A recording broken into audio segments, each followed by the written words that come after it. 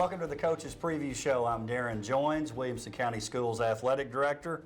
I'm here today with Coach Matt Kriesky. Coach, this has become an old hat for us, right? I know. What's this, third, fourth time this year? That's right. We've had a few times. Yes, sir. Coach Rathbone, you guys are obviously playing tonight Yes, at sir. another obligation, so you're going to go solo here, so we'll talk everything Centennial Cougar great. football to start off. Talk to me about tonight's game. It's a little bit different in that it's a non-region matchup, but it still maybe has that rivalry WCS special feel by playing Page, correct? Yes. You know, want to get the bad taste out of our mouth from last Friday night. Fortunate, it's a quick turnaround. It's tonight, Thursday night, instead of a Friday. So we got the kids going on Sunday to move forward. Just like I told the kids on Sunday, hey, this is another big game, another big opportunity for us. We're playing somebody less than 5 miles down the road, so their kids are excited, our kids are excited, their coaching staff, vice versa. You know, it's going to be a good atmosphere, a good night of high school football. Let me ask you this. You guys, obviously, because of fall break, moved this game up to Thursday. How does that impact the crowd for this game? Do you think moving it to Thursday helps? And once you do move it, do you think it's the same kind of crowd you would naturally have, or if it's less? Well, you know, typically here in Williamson County, you see when you got a break, you see a lot of people go out of town and travel somewhere. So I think it'll have some type of effect on the crowd. But you know, for the majority, hopefully they'll wait around until 9, 10 o'clock to start their fall break after our game. But it's going to be a good competitive game on both sides. So we're excited. What does, I'm assuming now, you would rather this happen on a road game than a home game. Yes, I'm glad. You're glad it's theirs instead of yours. Yes, I'm glad it's at their place this year. You know, next year I'm hoping fall break or will fall the next week for us when we actually don't have a game. But, you know, we planned this. We looked at the schedule from the previous 2 years, and we were hoping, crossing our fingers. We had to set the schedule before fall break was set. So it is what it is. We can't help that. You know, so I developed a relationship with Coach Rathbone since I've been in this county for 4 years. We actually played each other the 2 years when I was the head coach at Forest. So we knew each other. Never really had the opportunity to play, and we just thought it would be a good fun game, a good rivalry, a good gate for both of our schools. No, I think it is. I'm glad you guys, as the athletic director, I'm really glad you're playing. Tell me about what does fall break look like for your team. Once this game's over, talk about what you do. Yeah, our varsity kids will be off on Friday. Then we're going to turn around and give them off on Monday. Our JV will play Monday night. Our freshman / JV, it's our 9th and 10th graders. Mainly 9th graders. We throw in some 10th graders for them.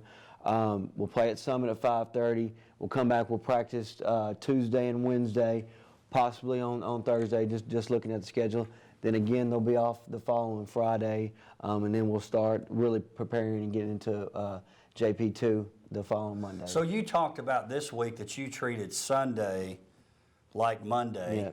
What will you do next week? Will you skip ahead to Tuesday prep? Well, so when we go Tuesday, it'll be like a Monday introducing everything, JP2 stuff, and then our Wednesday practice will be like a Tuesday, typical Tuesday for us. So what we usually have, so the way we're doing it, our Mondays is a lot of our varsities. We've been using our freshmen as our scout team and our freshman JV kids the past 2 weeks now, and I think it's really helped them out with some things. And they've been great working scout team. Usually, you don't see freshmen that really get into what these guys take pride in it, and it's good to see. It's brought some competition and more energy to our practices the past couple of weeks. Well, and you and I have talked a little bit about this before, not necessarily so much on the air. Obviously, and we'll get to this, you lost a heartbreaker last week that probably means, unless something maybe out of the ordinary happens, missing the playoffs. Has that been a challenge a little bit with your team, or is it like, look, we've only got 10 chances we know of anyway. Yeah. Let's move forward and play. Playing Page, does that help impact it? Talk about that. Yeah, so, you know, we met as coaches, and then going to the meeting, I told them one thing that I was concerned about is how will our kids be moving forward. You know, again, we're dealing with 16, 17, 18-year-old kids. They have short-term memory. So when they came in Sunday, I was surprised. They were excited. They were ready to move forward. Like, us as coaches, I think we dwell more on the previous games and beat ourselves up more than the kids. They handle it better than us, and they're ready. You know, I think maybe if it was Pope John Paul this week, maybe it would have been a little bit different. But since it's Page, somebody 5 minutes down the road, it's created some excitement. And so that was good. Seeing their bounce and their energy Sunday, was real exciting. And talk about this too, looking on maybe the bright side. And this is probably me even stretching it, saying this is bright, but it does give you now maybe a chance to play those. Not that you don't want to win these games, you obviously do. Yeah. But maybe it gives you more of a chance to sneak those freshmen into the game and get them ready for next year. Correct? Yeah. I mean, don't want to say you're building for next year. These seniors we have are great young men, and we tell them on Sunday we needed a Franklin win to guarantee us a spot in the playoffs. Now we need some help. So we've got to focus each week and take it week by week, and hopefully we take care of these next 2 games, and going into Brentwood, hopefully it'll be a huge showdown for us and possibly an opportunity for a Week 11 game. But we're going to need some help. But yes, and if we get an opportunity, a chance to, like you said, sneak those freshmen in, I think it'll be a good opportunity for them, because a majority of them, a lot of them, will be having some significant playing time next year for us. So talk about this, Coach. Not really a history in terms of varsity teams playing. I went back and looked.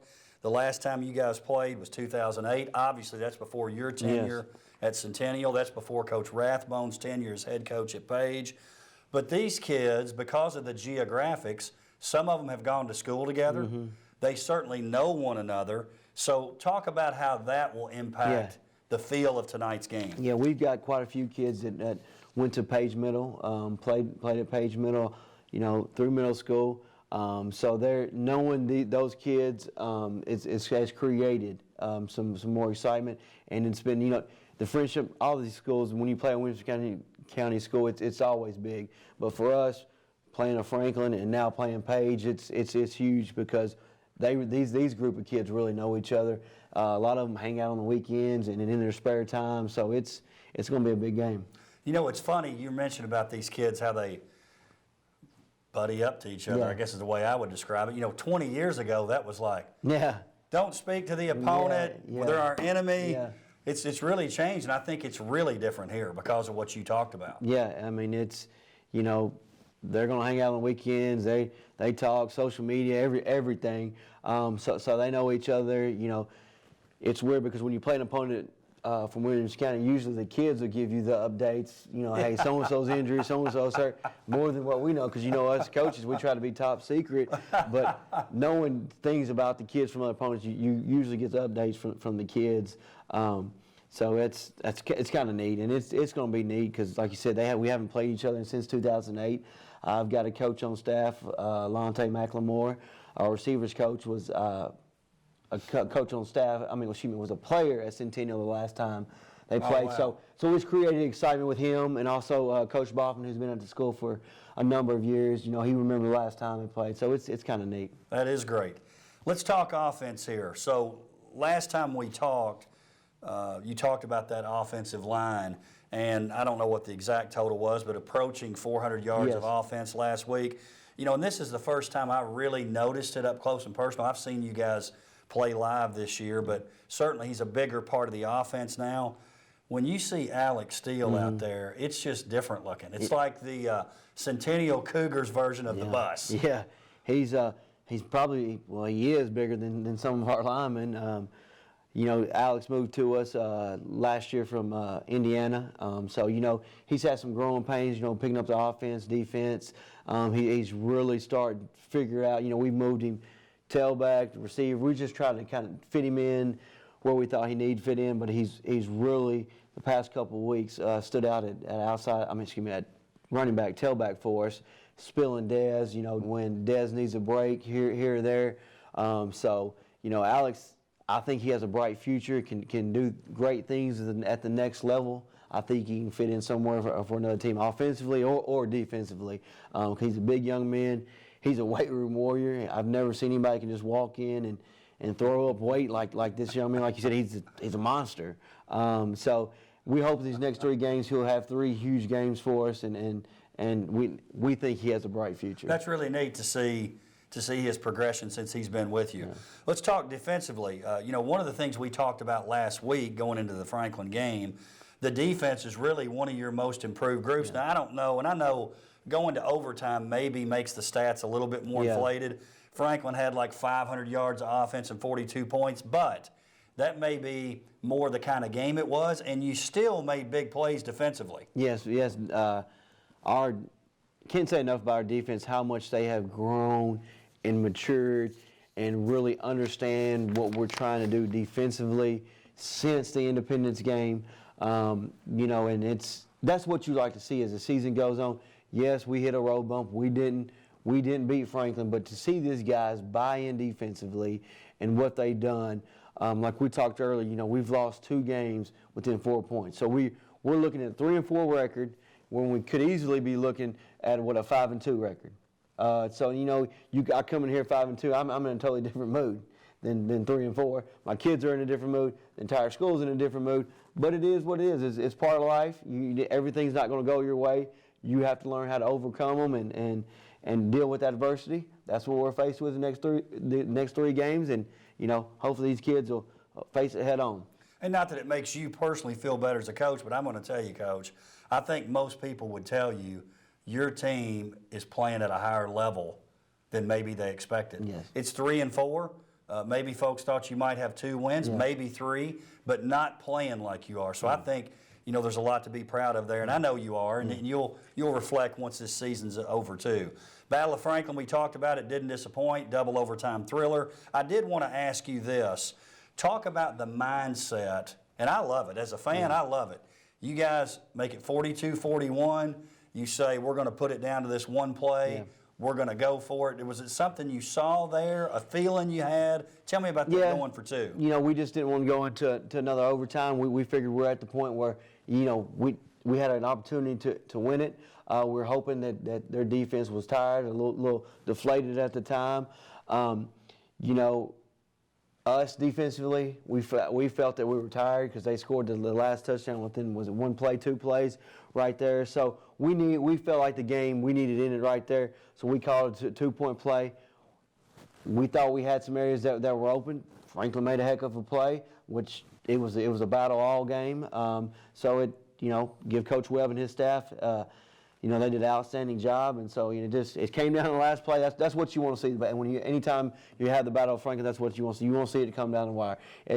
I've been here 4 games, 3 of them's come down to the last play, and so that's what they're about. And it really, you just hated to see either team lose that game. Honestly, you really did. It was such a great game. Yeah. Let's talk about tonight's game real quick. Obviously, Paige, it's going to be a challenge for your team, and it's going to be a challenge for Paige's team as well. Talk about for you guys to be successful tonight. Tell me what that's going to take to find a Centennial Cougar win this Thursday night tonight. Well, if we can get Desmond and Alex Steele loose, get them to the second and third level, making their second and third level guys tackle Dez, having them make open field tackles with Dez, making their second third level tackle a big Alex Steele. That'll keep us successful, and also Grayson Marcel in the passing game. If we're able to complete the passes we need to complete when we have to on second and third downs to keep the chains moving, that we're going to have a good night. Defensively, we're going to have to stop Bubba. He's an outstanding. He's an outstanding running back. Can't say no. You watch him on film; he's running hard every time he gets the ball. So that's going to be a challenge.